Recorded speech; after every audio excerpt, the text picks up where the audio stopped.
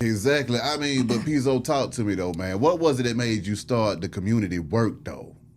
Man, originally, when I seen my homeboy, man, Derek Boone, he got shot and killed when I was in school, when I was in college. Yeah. And I had a lot of friends who got killed, but his was different because we was actually about to go out to the club. Yeah. And then some of my partners called him and said they was about to get into it. So he went to another spot. And so, just so happened he got killed. And when we was pulling up, we seen the actual car pulling off. Yeah. They was like a drive-by light. And so, he was talking. Yeah. And then he passed. And after that, my trajectory, my life just changed. Exactly. What's going on, man? Yeah. So, I kind of got my mind right. I had my foot in some things that I ain't had no business doing. Yeah. You know what I'm saying? But that kind of changed things. And then one of my friends just asked me to come. He worked at the juvenile detention center. He said, man, come talk to the kids. And I did one time. And he said the kids kept talking about that so much that he got me a job there. And that's what really kicked off everything. Now, with that being said, you had a radio career going on at the same time. Same So, time. I mean, what the hell was going on with you saying, okay, I want to be in the community, but I want to be on the air at the same time? And what was the moment that you realized that you needed to get into radio, though, Pezo? Man, see, I'll be having conflict because I'm selling weed. I'll be just being real, man. Yeah. That's what happened. And the sort of program director was at my school at the time. He came and he just saw me interacting with a bunch of people that was at I had a boarding house. So it was like, he came and he saw me and he was like, yo, you need to get in radio, man. Your personality is crazy. You need to. And from that, he convinced me to, and it started from there. I left there. Then I went to Gainesville, Florida. And I left Gainesville. Then I went to Columbia, South Carolina. Left Columbia, South Carolina. Then I went to Virginia Beach. Left Virginia Beach and I came to the A, and I've been in the A ever since. Okay, Pezo, talk to me about being a traveling personality at the same time, too. Because, see, back when I first started, they used to act like, you can't be nothing unless you go all around the world. You're And right. I ain't about to do that shit. You're right. Talk to me about going from city to city, Listen, man. starting over every 5 minutes, bro. Hey, man, you can win home games. You supposed to win home games. When you go and take your tent and go somewhere else and don't nobody go, and you come up right there, then you really You done official. showed them something. Yeah, you know what I'm saying? But you supposed to win home game because you at home. Yeah. Everybody already know you anyway. Facts. So that's the way I was taught, you know what I'm saying? So when I would go to these places and be able to because I always kept myself in the community. Yeah. You know what I'm saying? So I know the drug dealers and I know the pastors. Yeah. You know what I'm saying? I'm with you. So I don't know why I was doing that, but that's the way I carried it. But you know what? But all those places that I named, I was also full-time on the radio, but I was also full-time working as a counselor in juvenile detention centers. My God. And didn't even understanding why God kept putting me in these situations like that. He was just getting me ready for pop, pain on paper. What was it like in those smaller markets and towns, though, doing radio? Was it still fun, or was it? Man, let me tell you something, man. My experience we had with Princess Ivory, Jerry Smoking B, Bill Black, Jamal Smalls, Big Lip Bandit. Like that we came into Columbia and we actually changed the whole culture. Seeing the actual, when we came in and we was competing with Big DM at the time, and we could actually see the people changing. I remember when Jerry Smokey B went out he did his show from the middle of the, it was like a highway, not a highway, but it was like a 2-lane highway, whatever. He stood in the middle, did his show, caused a traffic jam. I ain't never seen nothing like that before. But see, they had already experienced that with Hot 97.5. Okay. You know what I mean? Yeah. At the beginning here in Atlanta. Exactly. So all them came from Atlanta to come. Yeah. Jerry Smoking the B and all them was in Columbia. That's how I met them. I thought they came from Columbia, then came to Atlanta. Nah, they was our Jerry Smoking B was He was on V, then went to Columbia, then came. Okay, and Princess Ivory. Now I got to ask you this about Jerry then, because if y'all in there changing the culture of Columbia, then come back down here to Atlanta and turn this thing into a hip hop mecca. What do you think it was about Jerry's vision that allowed him to pipe up those communities using the radio station? Man, when you know Jerry, man. Jerry just he know everything about radio. I don't think I've never known anybody who could be an engineer, radio personality, program. He could do it all. But I just felt like he just had his experience on when they started Hot 97.5. So when he came to Atlanta, because he needed to get his program director stripes. To be able to come back to take over Hot. Exactly. So when he came down there, which was crazy because at the time when he was in Columbia, here in Atlanta, they wasn't really playing no Southern music like that. At all. Yeah. So everybody that crunk era was coming down to Columbia with Jerry, Lil Jon, all them. Okay. And that's how they started cranking it up. And so when we started playing their records, everybody else started picking up the records. So we made that station and that area, we really had our hand in that crunk era, man. But being in Columbia with it though, man. I mean, what was the vibe and the atmosphere in that town, sir? It was excitement, man. Yeah. It was really It was exciting because it was new, and we had all these artists coming in because Jerry know all these artists. Yeah. So all the artists was coming to Columbia first. Because they like, all right, so Atlanta ain't playing us. We gonna go down there with Smoke. Yeah. Do some shows, get some money. That's right. And get our name up and our records played. Okay, out of all of the towns that you was in outside of Atlanta, man, what was your favorite town and what was your worst town, sir? I'm gonna say Florida was my worst town. But nah, Columbia, man. Columbia and VA. When I went to Hot Street Hot in Virginia, man. That was a nice, but Columbia was the best for sure. What was it that made Florida so bad? Man, it was just it just won't it for me. You know what I mean? So at the time I was dating a R&B star. Nah, she wasn't an R&B star, but she was an news anchor. Close to. You're a fool, boy. Yeah. and so she like, listen, I'm trying to get out of here. What you doing? Because I came down there for her. She was like, listen, the radio station, I'll be on there weekends, and the PD, he heard your air check. He wants you to, he want to hire you. Yeah. So when I came down there, it was cool, but it just wasn't me. So I stayed for about a year, and then she got the job in Columbia, and then I got a job in Columbia at the same time, and that's how we went. That's how I went to Columbia. And after you left her, why did you leave, Pezo? Because it sounded like that was a match made in heaven right there. What happened with that? Well, she wanted to go to Birmingham. And I was already cooking in Columbia. Exactly. So you like really cooking. And you won't go take me off the stove. Yeah. So I said, no, sir, buddy, you go ahead and go and do what you do and let me go ahead and handle this. And that's how I went. What was it like being in the community in those towns as well, though? At the time, I was working off Farrow Road, which is like they have the juvenile detention centers and the jails there. So I worked there, and then I worked down the street at the youth drug and alcohol center. I was a counselor there too. All at the same time. So check this out. So when I wouldn't even tell them I was on the air. Yeah. Right. So they would find out because the staff will come to a live remote, and they'd be like, "What you doing here?" And I'd be like, "Did I get on the radio?" They'd be like, "Oh," because I would just say I'm Pezo. Exactly. I wouldn't say I'm Pezo Coconut. So That's then right. they'd be like, "Oh, you Pezo Coconut?" They'd be like, "Damn, why you ain't say nothing?" So when the kids find out, they'd be like, "Damn, man, you been here damn near a year and you ain't never say nothing, man. Yeah. That's real." I said, "Nah, because I'm here for a different reason. Exactly. Not here to be trying to, pump up myself. I'm Exactly. here because I want To save y'all asses. help y'all at least." Damn.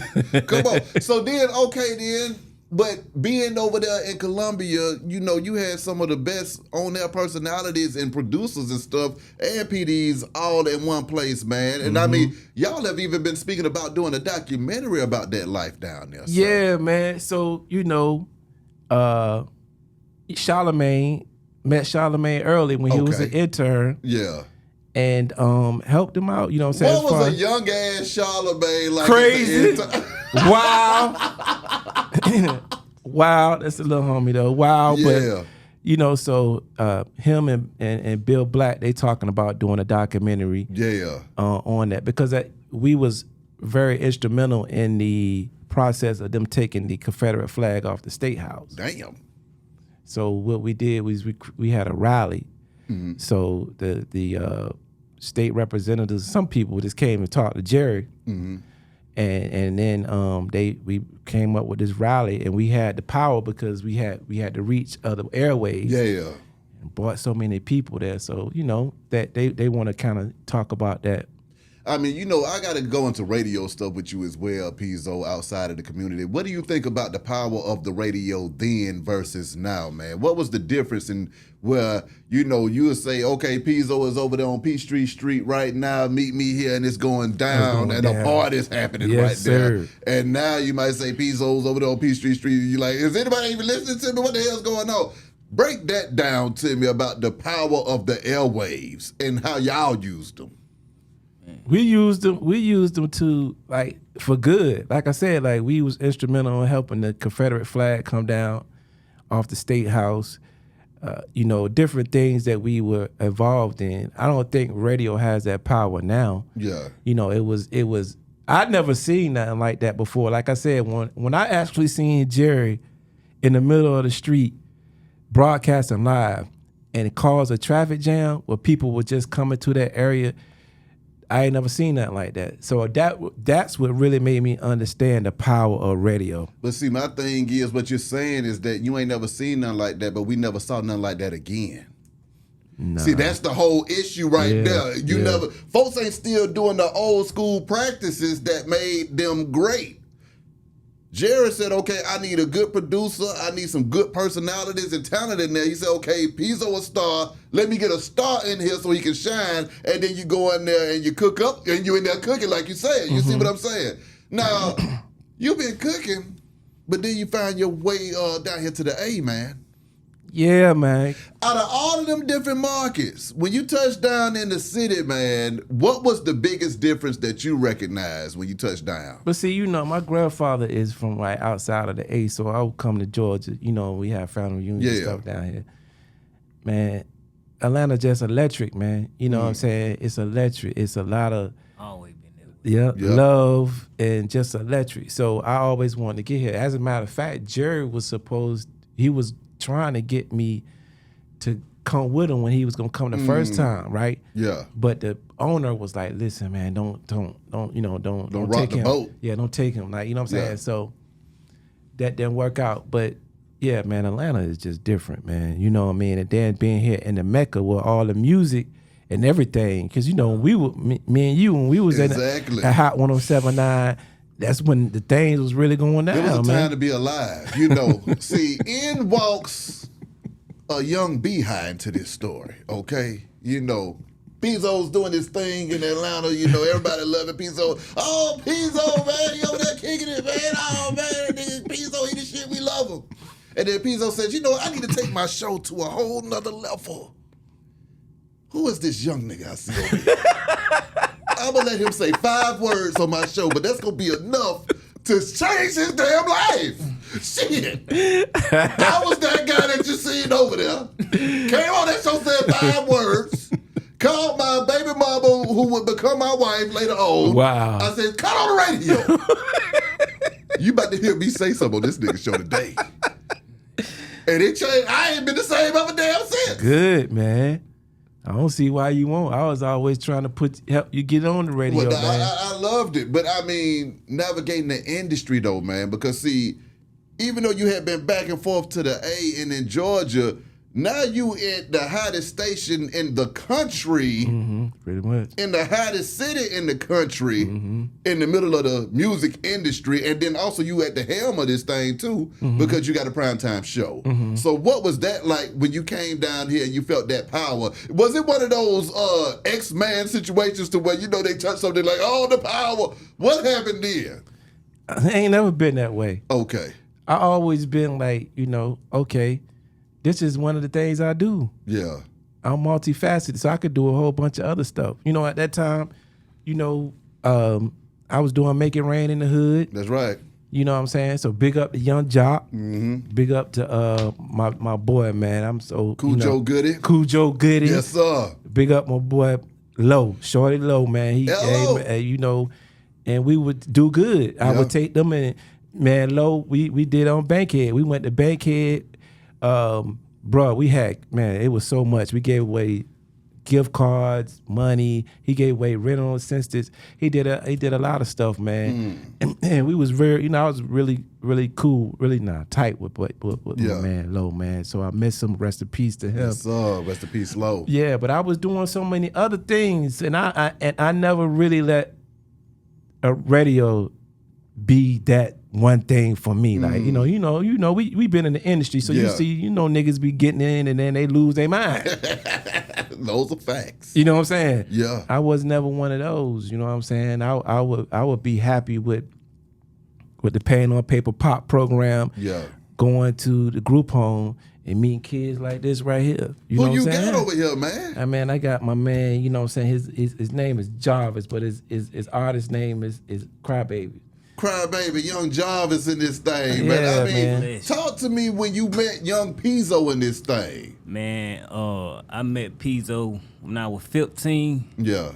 And he used to come to the group home, man, and it was just the vibes that he would, you know, give everybody. And we used to write songs, and that's how, you know, I got my songwriting came from is meeting Pezo. He gave me so much inspiration. Yeah. You know, over the years, you know, I perfected, you know, my craft and stuff. Yeah. But I always look back, you know, at them years when I was, you know, at the group home. Yeah. And he used to come out, you know, everybody just used to be, you know, ranked. Yeah. They own songs that we had to perform. We had to perform this shit in front of everybody. Hit that mic. Yeah, I'm with you. We had to perform this shit in front of everybody. So, you know, that gave me, you know, I was like, at that point of my life, man, I was like, man, this is what I want to do. So, the program is all about, you know, putting your pain on, you know, paper. That's right. You know what I'm saying? And ever since, you know, he used to come fuck with us in the group home, I used to just, you know, go in, just rank, going in, everybody just going in. Like everybody just, you know, we real crafty at, you know, at this music shit, and now like, and ever since then, bro, I was like, this is what I wanted to do. Because he gave me so much inspiration. Talk to me about seeing somebody coming in there giving a damn, though, man. What did that do to you when you just saw a man come in there and say, hey, man, I give a damn? How did that impact you? Man, that impacted me a lot. Yeah. It impacted me a lot.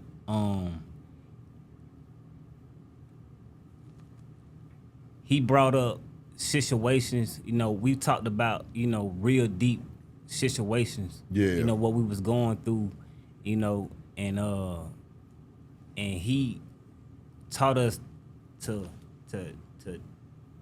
take that and put it, you know, on paper. Yeah. On the song, on the beat. You know what I'm saying? And it showed me that he really gave a damn. You know what I'm saying? Not a lot of people, like, growing up in the group home, you got people, you know, taking children, you know, and, you know, just doing it for the, you know, the money, you know.